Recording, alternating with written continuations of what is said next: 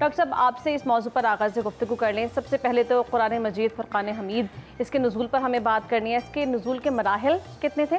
پھر نبی پاک صلی اللہ علیہ وآلہ وسلم نے قرآن مجید کے حوالے سے کیا ہدایات ہمیں جاری کی؟ بسم رب محمد کریم علیہ الصلوۃ والتسلیم. سب سے پہلے تو یادآوری کا شکریہ.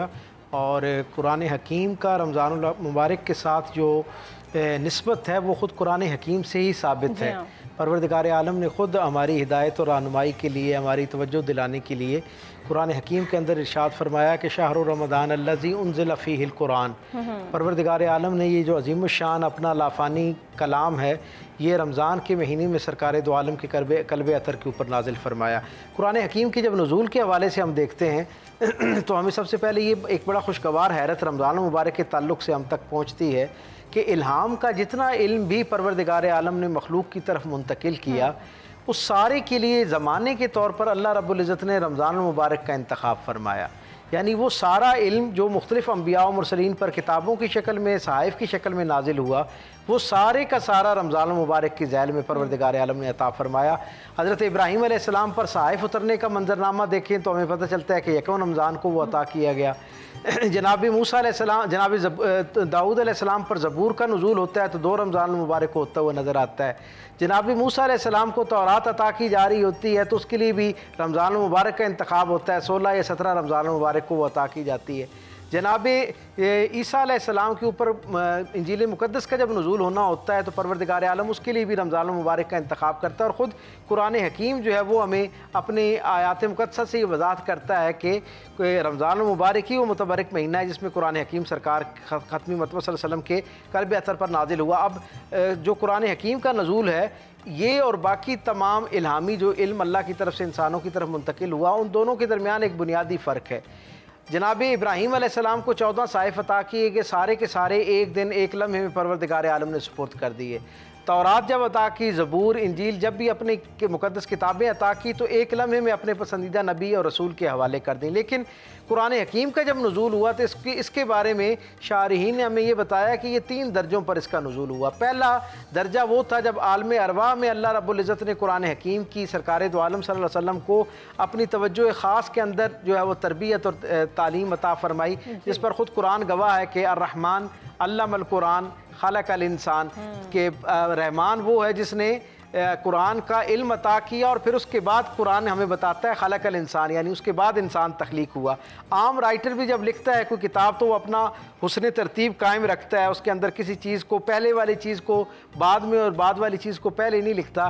قرآن حکیم کی یہ ترتیب ہمیں بتاتی ہے کہ رحمان وہ ہے جس نے قرآن کا علم دیا اور پھر قرآن بتاتا ہے کہ اس نے انسان کو خلق کیا. اس کا مطلب یہ ہے کہ انسان کی تخلیق سے بہت پہلے پروردگار عالم عالم ارواح میں کسی پسندیدہ روح کو قرآن کی تعلیم عطا فرما رہا تھا. سو اپنے اپنے دل پر ہاتھ رکھ کے سارے صاحبان فکر سوچیں اور اپنے دل سے گواہی لیں کہ اللہ کی مخلوق میں سرکار ختمی مرتبت سے زیادہ کوئی عظیم المرتبت کون سی ہستی ہو سکتی ہے جس کی روح کو اللہ اپنی خاص توجہ میں قرآن کا علم عطا کر رہا ہو. تو پہلی مرتبہ قرآن حکیم کا نزول اس وقت ہوتا ہوا نظر آتا ہے.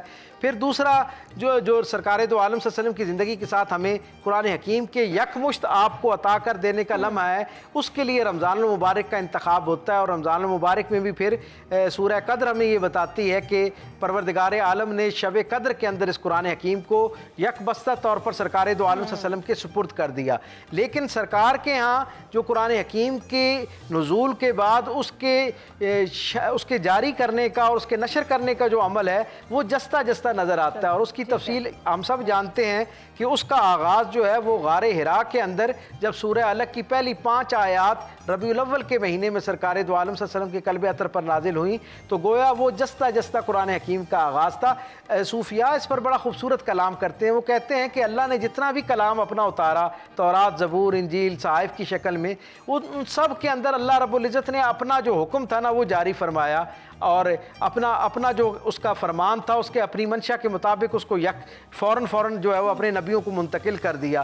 لیکن سرکار دو عالم پر جب قرآن نازل کرنے کی باری آئی اور لوگوں تک اس کو پہنچانے کی باری آئی تو اللہ نے قرآن کو اتنی خوبصورت انداز میں تقسیم کیا کہ جہاں جہاں سے میرے کریم رسول کی زندگی گزرتی گئی قرآن بن کر سرکار دو عالم کی زندگی جو ہے وہ لوگوں تک پہنچتی رہی. حضور اگر آرام فرما رہے ہیں تو حضور کی اس کیفیت کو قرآن اپنے اندر بیان کرتا ہوا نظر آتا ہے. حضور میدان عمل کے اندر ہیں राज़ो न्याज अल्लाह से कर रहे हैं, अपनी खानगी ज़िंदगी के अंदर कहीं मौजूद हैं, अपने असहाब को साबका नबियों की वाक़यात सुना रहे हैं। गो के हुजूर की ज़िंदगी का जो लम्हा जिस अंदाज में बसर हो रहा है, कुरान उस पर एक लाइव कमेंट्री के तौर पर हमेशा के लिए उस लम्हे को, ज़िंदगी को महफूज करता हुआ नजर। डॉक्टर साहब, सीरत तैयबा से सीखते हुए कुरान मजीद पर अमल करना हम कैसे आसान बना सकते हैं, और थोड़ी सी मंजरकशी कीजिएगा जब नबी सल्लल्लाहु अलैहि वसल्लम के ऊपर कुरान मजीद नाजिल हो रहा था, उस वक्त क्या आलम था, क्या उस वक्त लोग जो उसको अडॉप्ट करते थे उनकी कैफियत की ज़रा एक्सप्लेन कीजिएगा। इसमें रब मोहम्मद करीम अलैहिस्सलातु तस्लीम कुरान हकीम का सरकार दो आलम सल्लल्लाहु अलैहि वसल्लम के साथ इतना गहरा ताल्लुक़ है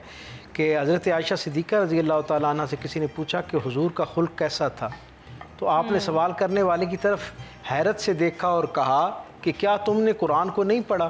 कहा जो कुरान हकीम है उसकी अमली सूरत का नाम मोहम्मद रसूलुल्लाह सल्लल्लाहु अलैहि वसल्लम की सीरत है। इसीलिए हम कहते हैं कि हकीकी फ़लाह अगर कोई शख्स चाहता है तो वो कुरान और साहिब कुरान के साथ जुड़ना शुरू हो जाए, और यही हकीकी तौर पर परवरदिगार आलम की उस आलमगीर और लाफानी रज़ा को पाने का ज़रिया हो सकता है।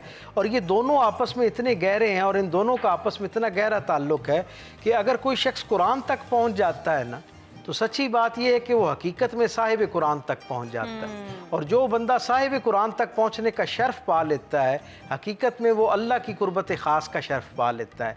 आप तसव्वुर कीजिए ना, माजी करीब की पिछली 3-4 सदियों की सबसे बड़ी शख्सियत बड़े सग़ीर पाको हिंद के माथे का झूमर हज़रत अल्लामा इकबाल को देखिए।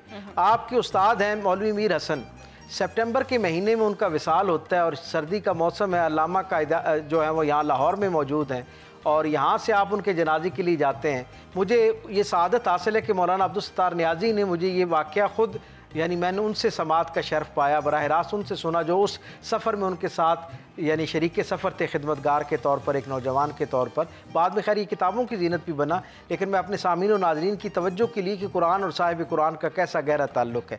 आप यहाँ से गए और जाकर अपने उस्ताद जो थे उनका जनाज़ा उठाया, और उस सर्दी और ठंड और बारिश के मौसम में वहाँ से कब्रिस्तान तक ख़ुद जनाज़ा लेकर गए, हालांकि अल्लामा की तबीयत इंतहाई नासाज थी। आप जब वहाँ पहुँचे और कब्र में उनके उस्ताद को उतारा जा रहा था, तो आप कब्र के करीब एक पत्थर पर बैठे रोए जा रहे थे। लोग आपको तसल्ली और दिलासा दे रहे थे। यकीनन सब लोग जानते थे कि मौलवी मीर हसन के साथ आपका कैसा एक वालिहाना मोहब्बत वाला एक उस्ताद शागिर्द का जो मिसाली कोई ताल्लुक़ हो सकता है वो मौजूद था। मौलाना रोए जा रहे थे और एक ही बात कहे जा रहे थे, कहते थे मैं इस शख्स का एहसान अपनी ज़िंदगी में नहीं उतार सकता, मैं इस शख्स का एहसान नहीं उतार सकता। लोग पूछते इसका सबब क्या है, तो आप फरमाते कि ये वो शख्स है, इसका मुझ पर एहसान है कि इसने मुझे कुरान तक पहुँचाया, और कुरान का मुझ पर यह एहसान है कि उसने मुझे साहिब कुरान तक पहुँचाया।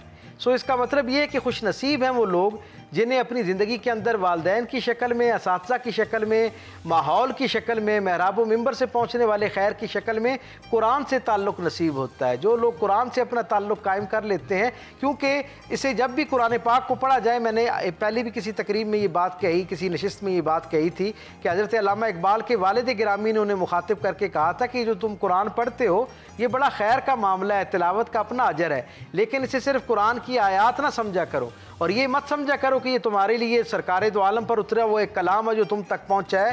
कुरान को पढ़ते वक्त इस कैफियत के साथ इसको पढ़ा करो कि गोया ये तुम पर नाजिल किया जा रहा है। फिर तुम्हें इसके मफाहिम उस तरह समझ आना शुरू होंगे कि इसमें तुम्हारे लिए क्या खैर का पैगाम है, तुम्हारे लिए क्या हिदायतनामा मौजूद है। फिर एक और जो बड़ा अहम मामला अहले ज़ौक़ ने हम तक पहुँचाया, वो कहते हैं कि जब आप कुरान को पढ़ें ना, तो कुरान यकीनन अल्लाह का कलाम है, लेकिन इसे पढ़ते वक्त एक तसव्वुर ये भी अपने दिल में रखा करें कि ये वो अपने रब और अपने महबूब सरकार दो आलम के दरमियान की जाने वाली गुफ्तगू है। क्या बात है। जब आप उसको पढ़ते हैं तो गोया परवरदिगार आलम के उस एहसान का शुक्र अदा करें कि अल्लाह ने अपने उस राज और न्याज में आपको शरीक कर लिया है। वो जो महबूब के साथ की जाने वाली गुफ्तगू थी, वो जो खैर का ख़जाना था, गोया इस कलाम मुक़द्दस की शक्ल में अल्लाह ने मुझे और आपको उसके साथ जोड़ दिया है, उस राज को हम पर अफशा कर दिया है। अल्लाह का की मर्जी, रज़ा, मकसूद का फार्मूला आपको मिल गया है। अब इसको सिर्फ अपनी ज़िंदगी तक लाना है और फिर गोया अपने आप को परवरदिगार आलम की हमेशा की राज़ी रह जाने वाली जन्नतों का हकदार बनाना है।